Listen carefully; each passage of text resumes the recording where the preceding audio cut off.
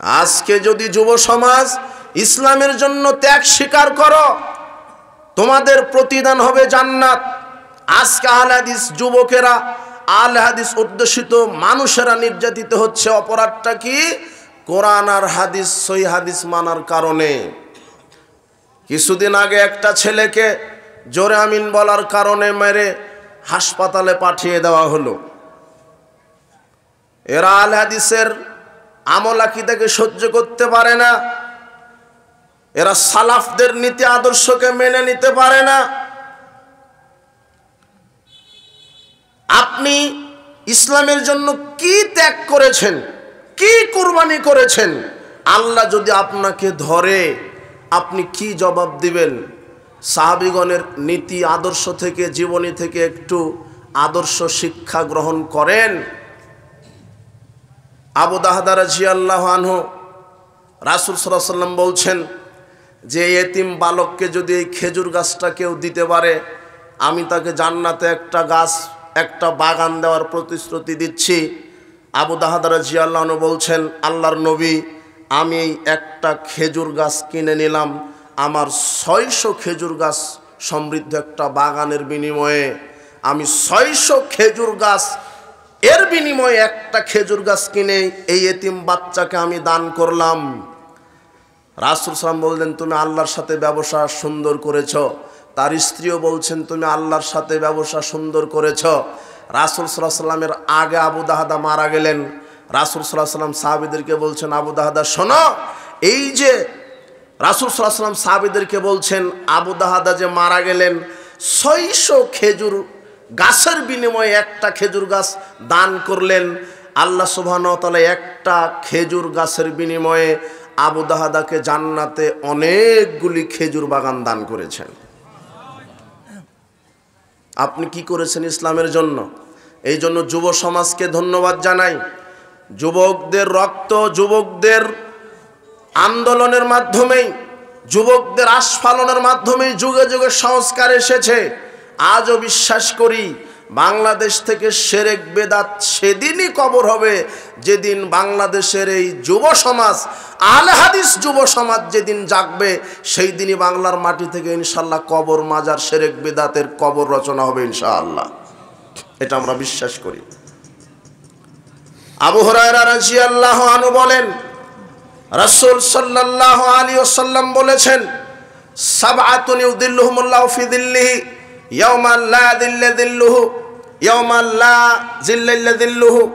রাসূল সাল্লাল্লাহু আলাইহি ওয়াসাল্লাম বলছেন, বিচারের মাঠে 7 শ্রেণীর মানুষকে আমি আল্লাহ বিশেষ ছায়ায় জায়গা করে দিব। আল্লাহ সুবহানাহু ওয়া তাআলা 7 শ্রেণীর মানুষকে বিচারের মাঠে আরশের নিচে জায়গা করে দিবেন। 1, ইমামুন আদিল, নাই পরায়ণ শাসক, নাই পরায়ণ বাদশা।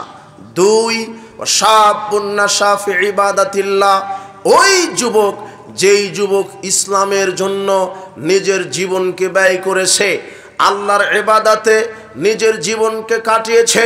আজকে যুব সমাজ এই ইসলামী আন্দোলন, এই ইসলামী জালসার আয়োজন করেছে। এর আজকে মদ, গাঁজা, ইয়াবা, নারী, গান বাজনা নিয়ে পড়ে থাকতে পারত। রাসূল সাল্লাল্লাহু আলাইহি ওয়াসাল্লাম বলছেন, যেই যুবক ইসলামের জন্য নিজের জীবনকে ইসলামের ছায়াতলে ব্যয় করবে, আল্লাহ তাকে বিচারের মাঠে আরশের নিচে জায়গা করে দিবেন। রাসূল সাল্লাল্লাহু আলাইহি ওয়াসাল্লাম যুবকদেরকে উৎসাহিত করেছেন।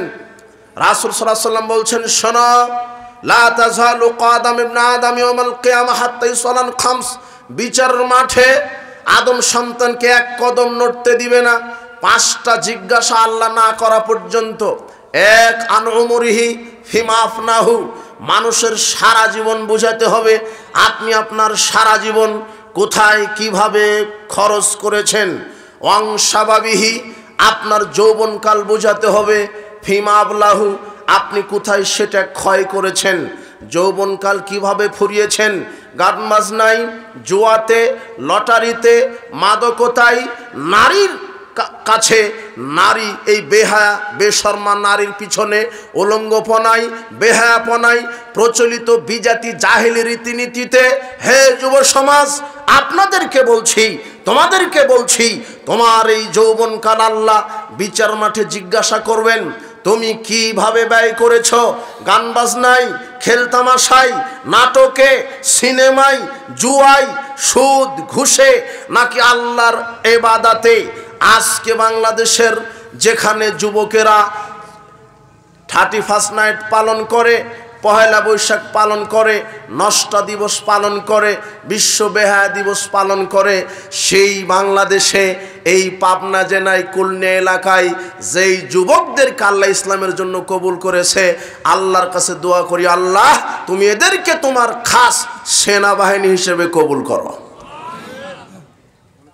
পয়লা বৈশাখের দিনে নষ্টামি হয়, 31st নাইটে নষ্টামি হয়। আর বাংলাদেশের প্রচলিত তথাকথিত যে যত শিক্ষিত সেই বিজাতীয় সংস্কৃতিতে তত বেশি এরা শয়তানি করে।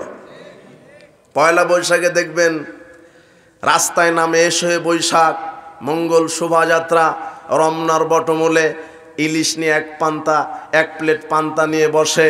আবার দেখবেন এরা সাপের মুখোশ পড়েছে, ব্যাঙের মুখোশ পড়েছে, আরে কুকুরেরও মুখোশ পড়ে এরা। পয়লা বৈশাখ বছরের প্রথম মাস শুরু হয়। আমি চিন্তা করলাম যে এরা কুকুরের মুখোশ পড়ে রাস্তায় নামে কেন? মানে কোনো এই ছাগল পাগল না, যার ডিগ্রি যত বেশি তার শয়তানি বাংলাদেশে তত বেশি। এই প্রচলিত বিদ্যায় যাদের যত ডিগ্রি বেশি, এই কুকুরের মুখোশ পড়ে বছরের প্রথম দিনে আল্লাহর কাছে বলে, আল্লাহ এই নতুন বছর যেন আমরা কুকুর হিসেবে বেঁচে থাকতে পারি। তাই বলে না, এরকমই তো কিছু। ও মানুষ সৃষ্টির সেরা জীব, ও কুকুরের মুখোশ পড়ে রাস্তায় নেমে গেছে। এর চাইতে ইতর, এর চাইতে জানোয়ার, এর চাইতে এ হলো কুকুর, এ হলো অরিজিনাল কুকুর। আল্লাহ বলছেন বালহুম আদাল, বরং কুকুরের চাইতে খারাপ। বলছিলাম যুব সমাজকে ধন্যবাদ দিই, যুবকদেরকে বুঝাতে গিয়ে আমি এই কথাগুলি নিয়ে আসলাম। যেখানে নষ্টামি হয়, যেখানে নর্তকী নাচে, গান বাজনা হয়, মাদকতা হয়, সেই জায়গাতে আপনি কি মনে করছেন যুবকদেরকে আল্লাহ কবুল করেছেন? আমি দোয়া রাখি, আল্লাহ এই যুবকদের উপরে তুমি তোমার খাস রহমত বরকত নাজিল করো। আর আপনারা এই যুবকদেরকে সার্বিকভাবে সহযোগিতা করবেন। মুরব্বীরা বুদ্ধি দিবে, মাঠে কাজ করবে কারা?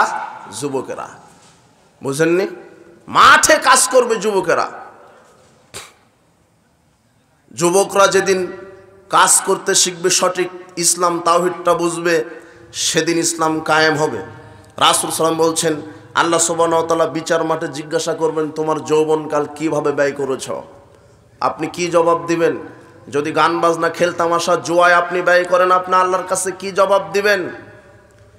আর যুব সমাজকে আর একটা মেসেজ দিই, সমাজ সংস্কারের জন্যে যত পথভ্রষ্ট যুবক আছে, এদের কাছে ইসলামের দাওয়া নিয়ে পৌঁছে যেতে হবে।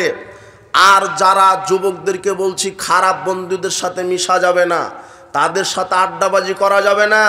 খারাপ বন্ধুদেরকে শুধু দাওয়াত দিতে হবে, তাদের সাথে আড্ডাবাজি করা যাবে না। যত অভিভাবক এসেছেন তাদেরকে বলছি, আপনার ছেলে মেয়ে কার সাথে ঘুরে, কাকে বন্ধু বানায়, কাকে বান্ধবী বানায়, তবে একটা কথা মনে রাখবেন, ছেলের বন্ধু হবে ছেলেই, মেয়ের বান্ধবী হবে মেয়েই। কিন্তু বাংলাদেশে যে গার্লফ্রেন্ড বয়ফ্রেন্ড নীতি চালু আছে, এটা টাটকা জানুয়ারি নীতি চালু আছে একটা। মেয়ে বলছে, আব্বু শিক্ষা সফরে আছি। কার সাথে? মালাকুল মউতের সাথে। মালাকুল মউত মানে বলছে, আব্বু কোনো টেনশন নাই, আছি বয়ফ্রেন্ডের সাথে আছি। কার সাথে? আরে একটা মেয়ে হজে যেতে পারে না মাহারাম ছাড়া। কোথায় যেতে পারে না? হজে। হজ করতে যেতে পারে না যদি একটা মহিলার পৃথিবীতে কোনো মাহারামই নাই, তার উপরে হজ ফরজ না। কি বুঝলেন? মাহারাম মানে তার ছেলে, তার ভাই, তার স্বামী, তার শ্বশুর, তার বাপ, এগুলি কি তার জন্য মাহারাম। এই মাহারাম ছাড়া সে কি করতে যেতে পারে না। সে জায়গাতে আপনার মেয়ে শিক্ষা সফরে গেছে, বলছে আব্বু বয়ফ্রেন্ডের সাথে আছি। তখন ওই পিতাটা আমার কাছে ফোন দিয়ে বলছেন যে একটা ফতোয়া লাগবে। কি? তা আমার মেয়েকে তো বিবাহ দিলাম, 1 সপ্তাহ হয়নি, কিন্তু পেটে তো এখন 4 মাসের বাচ্চা। কয় মাসের বাচ্চা? নগদ আমাকে বলছে। তো এর কি হবে? তো খুঁজে বাহির করেন, এই ষাঁড়কে একে বাহির করেন। আমি বললাম যে শিক্ষা সফরে কতবার পাঠাইছেন? আর এই 31 নাইট আর পহেলা বৈশাখে এই লুচ্চা দিবস, এটা লুচ্চা দিবস আছে বাংলাদেশে, জানেন না? লুচ্চা দিবস আছে জানেন? কি কোন দিবস? হ্যাঁ, ওই 14 ফেব্রুয়ারি। হ্যাঁ, আমি বলছি যে এগুলাতে কতবার অংশগ্রহণ করেছে? এই লুচ্চা দিবসে, 31 নাইটে, পহেলা বৈশাখে আর শিক্ষা সফরে কতবার অংশগ্রহণ করেছে? তখন ওই মেয়ের বাপ বলছে বেহিসাব, বেহিসাব।